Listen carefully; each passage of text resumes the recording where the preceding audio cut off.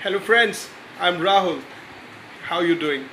And this video I'm making is for everyone to see and understand and share their views on Avengers Endgame, which I am very much sure as hardcore Avengers fan and Marvel Comics fan, you must have watched. I too have watched, and this video is a strict no to all of you who have not still watched this movie, and they want to go to the theater and watch the movie. So for all of you who have already watched Avengers the Endgame, I'm bringing out a set of my reactions, my views on the movie, and certainly the bloopers which I have found in the movie. So number one blooper is about the concept of the time travel, which they have subtly placed in the movie's script. Now, considering time travel, it really becomes amazing how they have used in the movie and self-contradicted themselves at several points of time.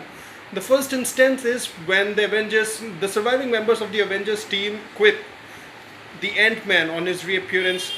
What was it like to be in quantum real? Because it's been 5 years on Earth. What were you doing in that dimension? To this, the Ant-Man clearly replies, "Oh, it was not a very long time. I just took around, say, 5 hours."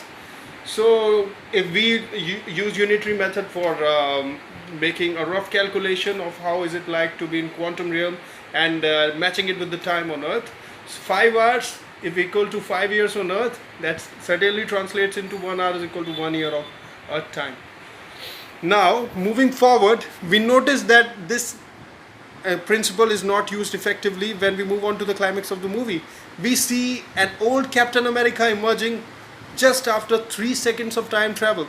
Now, Hulk is also seen as saying, for us, just 3 seconds, and for him, as long as he wants. Now, how can that be possibly true that Captain America has aged by 30-40 years while nothing has perceptibly changed? Nothing has perceptibly changed in other Avengers members.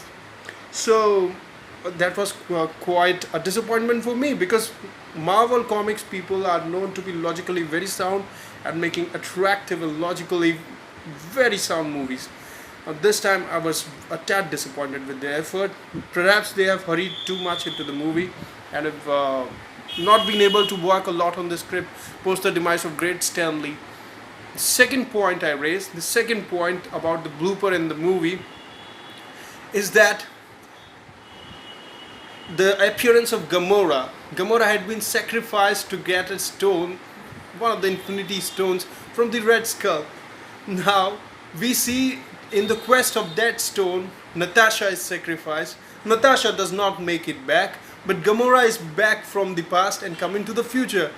Now it is very interesting to notice that all the Avengers members hung their boots and they were simply not willing to give their own magic powers, the time stone, the chance to bring Natasha back. While Thor was up for it, he was saying it's kind of a space magic. You just try and do it. It will come back. She will come back. She will definitely come back.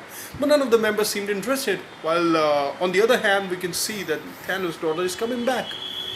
Thanos' other daughter, Nebula, appears to her own self. Now, disregarding the time paradox, she shoots herself and then she's standing still. Now, how this paradox was not addressed by the Marvel Comics people, I'm unable to understand. So, to me, Back to the Future seemed to be a much more logical movie than what Avengers Endgame has been.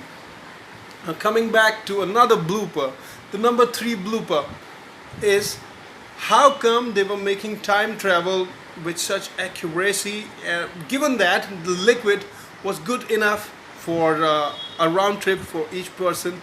Gamora's sister Nebula had stolen that liquid for making a time travel, but interestingly, the liquid that can only make sure a safe round trip for just one person sees a lot of people coming from Thanos' planet with all the paraphernalia, weaponry, armies, everything with the shields, weapons, and all coming through. Nothing happens. Now we also see Iron Man dying, and then no similar effort by Hulk is made. Oh, and all, and Thor also does not put some electricity in his heart back. So I mean, a lot of things were missing.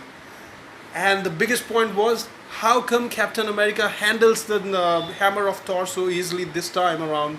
We had seen Age of Ultron. Yes, he had somewhat moved uh, the hammer of Thor, but we all know that Thor's hammer is not something you can just lift up and just use it. He was using it even more effectively with more powers than Thor, even using the thunder and all. So was it that Thor's Lord of the Thunder reputation had gone into Captain America? Now this was not very much explained by the movie how it happened so instantaneously, because based on the previous parts we have noticed it was Hela who was all the most powerful for the hammer, and it was Vision who could easily lift it up apart from Thor.